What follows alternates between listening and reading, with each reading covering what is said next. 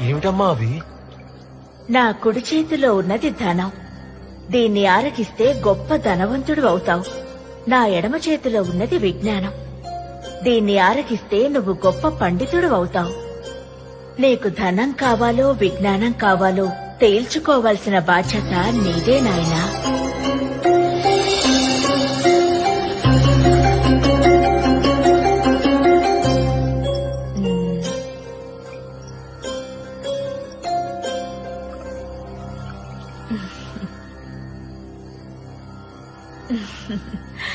నీకు విజ్ఞానం కావాలా నాయనా?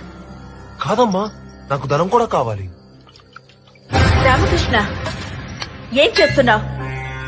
ఆగ్రహించకమ్మా. ధనం లేని విజ్ఞానంతో నా కుటుంబాన్ని పోషించుకోలేను. అలాగనే విజ్ఞానం లేని ధనంతో అసలు నన్ను నేను ఒక ధనవంతుడిగా భావించుకోలేను. అందుకే రెండింటిని కలిపి ఆరగించాను. ఇప్పుడు నేను విజ్ఞాన ధనవంతుడిని అవుతానా అమ్మా? అవుతావు నాయనా, అవుతావు. కానీ నీ ధనం పరులకే తప్ప నీకు పనికిరాదు. నీ విజ్ఞానం ప్రజాశ్రేయస్సుకే వినియోగింపబడుతుంది. ఆటంకాలు ఎన్నైనా తెలివితేటలతో అధిగమించి వికటకవివై వర్ధిల్లు నాయనా. అంటే నేను వికట కవినా? ధన్యోస్మి జగన్.